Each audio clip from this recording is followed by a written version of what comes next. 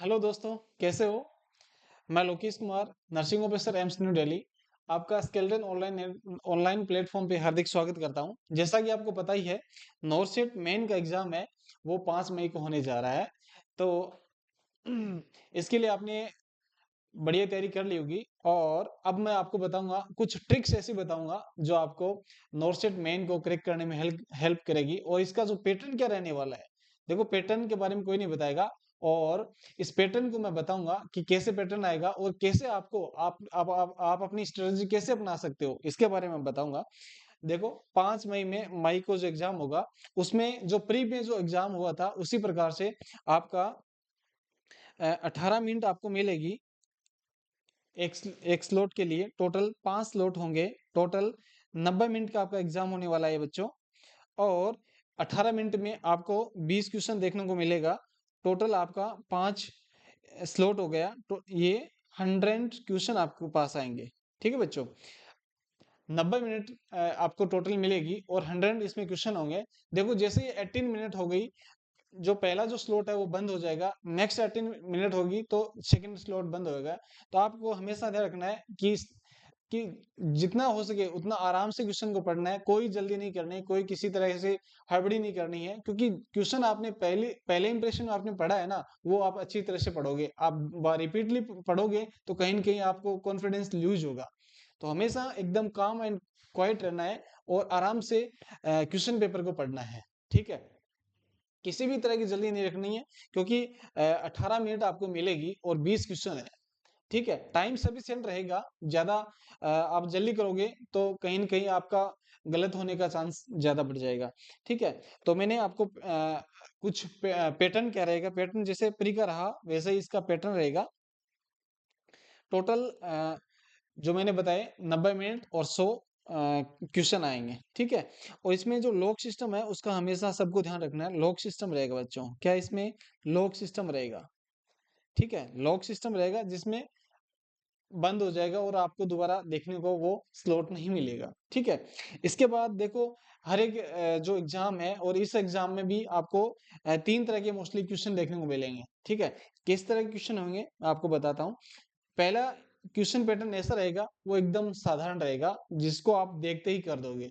आप देखोगे और उसका कुछ न कुछ आपको आंसर दिमाग में क्लिक करेगा, और वो पहला जो आपने क्लिक किया है वही फाइनल एंड एंड उसका आंसर रहेगा।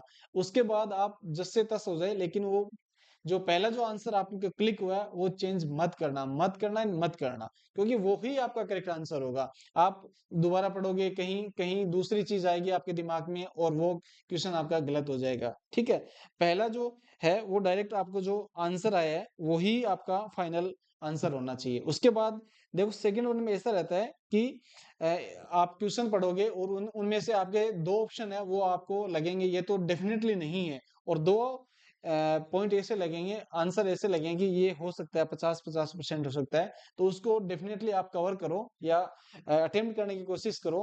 और उसमें जो पीछे की जो रीजनिंग है वो आप अपने लेवल पे बैठाओ कि हाँ ये हो सकता है, और अपने आधार पे वो उसको अटेम्प्ट करना है। और थर्ड वन जो क्वेश्चन है वो होता है अननोन क्वेश्चन होता है। देखो बच्चों, अननोन क्वेश्चन को कभी भी आप हाथ नहीं लगाना है। यदि हाथ लगाए तो आप फंस जाओगे, उसी ही भूल भुलैया की जो घड़ी है उसी में फंस जाओगे, और आप फिर मेन का एग्जाम बड़ी दूरी में चले जाओगे। नॉर्सेट मेन आपसे बहुत दूर चला जाएगा। तो हमेशा ध्यान रखना है कि ये जो भूल भुलैया है अननोन क्वेश्चन वाला, वो सबके साथ ही होगा, आपके साथ नहीं, वो सबके साथ ही होगा। ऐसा क्वेश्चन कई कई बार एम्स देता है कि वो सबके बाहर होता है। ठीक है, तो ऐसे क्वेश्चन को आप अटेम्प्ट नहीं करना है। आपको यदि आ रहा है तो आप बिल्कुल उसको अटेम्प्ट करो, और बेझिझक होके अटेम्प्ट करना है। बिल्कुल एकदम बिंदास होके अटेम्प्ट करना है। ठीक है, उसके बाद मैं बताता हूँ कि मेन का जो पैटर्न है वो कैसा रहने वाला है, वो जो इसका लेवल है वो कैसा रहने वाला है। देखो बच्चों, इसका जो लेवल है वो मीडियम ही रहने वाला है। ठीक है, ज्यादा लेंदी क्वेश्चन नहीं आएंगे, 10-10 5-5 लाइन वाले, 7-7 लाइन वाले, इसमें 2-2 3-3 लाइन वाले क्वेश्चन ही आएंगे। ज्यादा लेंदी क्वेश्चन नहीं होंगे, क्योंकि आपके पास टाइम 18 मिनट है और 20 क्वेश्चन आएंगे। तो ज्यादा लेंदी क्वेश्चन नहीं आएगा, 3-3 4-4 का मैक्सिमम हो सकता है। तो मीडियम क्वेश्चन इसका लेवल रहने वाला है, जिसमें आप जितना आपने पढ़ा है वो आराम से बिंदास होके आपको करना है और डेफिनेटली आपका इसमें हो जाएगा। और ये जो एग्जाम है वो एकदम प्रैक्टिकल बेस होने वाला है, नहीं कि आप थ्योरी कोई उठा के नहीं देगा, छोटे छोटे क्वेश्चन जो थे वो वैसा नहीं होने वाला है। ये एकदम प्रैक्टिकल बेस होने वाला है कि जो आपकी जो प्रैक्टिस में जो क्या चीज आ रही है, नहीं कि आप थ्योरी में जो पढ़ी है फर्स्ट ईयर सेकंड ईयर जब कॉलेज टाइम में जो पढ़ी है वो चीज नहीं, आप प्रैक्टिकल हॉस्पिटल में सेटअप में जो काम आता है, एम्स वही चीज पूछता है जो उसके काम आता है, अपने स्टाफ कैसे मैक्सिमम फंक्शनिंग कर सकता है हॉस्पिटल के अंदर, उस तरह के क्वेश्चन देंगे। ठीक है, तो आपको हमेशा ध्यान रखना है प्रैक्टिकल बेस्ड क्वेश्चन को ज्यादा फोकस रखना है, और उस तरह के क्वेश्चन हमेशा देता है वो। आपने देखा होगा कि पहले भी जो हमेशा देता आया है, पहले तो पुराने जमाने का वो जो पैटर्न है वो काफी चेंज हो गया है इसमें। ठीक है, इसके अलावा जो फंडामेंटल क्वेश्चन क्वेश्चन है वो बहुत ज्यादा इसका कवरेज लेगा। फंडामेंटल का फंडामेंटल है वो बहुत ज्यादा कवरेज देगा, तो फंडामेंटल है उस पे फोकस आप रखना। इसके अलावा 2 मई को आपका एडमिट कार्ड रिलीज हो गया है, तो आप एडमिट कार्ड को आप निकाल लीजिए, सिटी जो जहां भी है उस हिसाब से आप अपनी टिकट बुक कर लो, और एकदम रिलैक्स होके अपनी टिकट कंफर्म करो। और यदि कोई माध्यम नहीं मिल रहा टिकट कंफर्म होने का, तो आप अपने पहले से ही अपना एक दिन पहले आप जा सकते हो, जिससे कि आपको एग्जाम देने में कोई किसी तरह की कोई दिक्कत नहीं हो। हमेशा एग्जाम है वो रिलैक्स होके देना है, कोई किसी तरह की टेंशन नहीं रखनी है। पास में जो बैठा है वो कितने क्वेश्चन किए वो छोड़ दो, उसका कुछ नहीं करना है, वो अपना अपने हिसाब से करेगा। वो 5 क्वेश्चन है वो अपने हिसाब से कर दिया, ऐसे झूठे मूठे कर दिया, तो उससे कुछ नहीं होने वाला है। जो आप अपना जो क्वेश्चन तैयारी करके करे हो ना, वो आपका अपने को विश्वास होना चाहिए, क्योंकि आपने तैयारी की है, अच्छे से तैयारी की है, तो उसका आपको विश्वास रहेगा, तो डेफिनेटली आपका ये मेन है वो क्लियर हो जाएगा।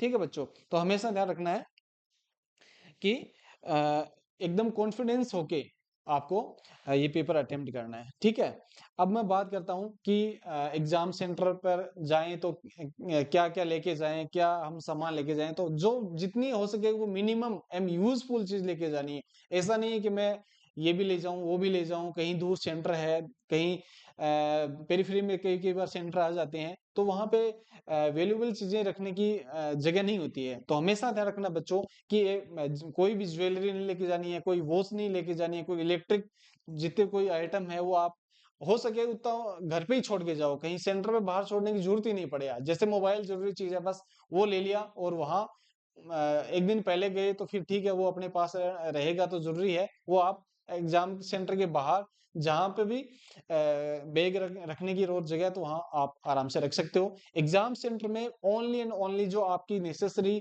चीजें हैं जो लिखी है एडमिट कार्ड में, जैसे एडमिट कार्ड है बस, और आपकी आईडी है। ठीक है, तो ये जो एडमिट कार्ड में जो चीजें लिखी है आप बस वो ही लेके जाओ, उसके अलावा।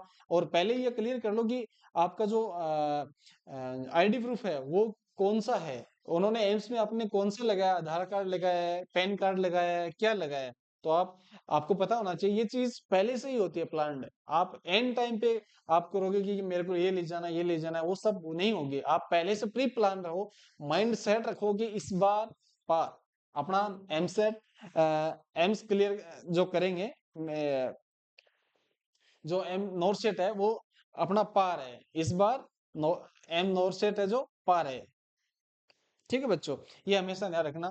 और एग्जाम के दिन एक पॉइंट और मैं बताता हूँ, इंपॉर्टेंट पॉइंट है वो भी। एग्जाम के दिन आप एकदम हाइड्रेटेड रहो, जूस पी लो, सुबह सुबह जूस पी लो आप। कहीं बाहर की चीज कम खानी है आपको, जैसे कई कई बाहर बैठ के खाते रहते हैं समोसा वो सब नहीं खाना आपको।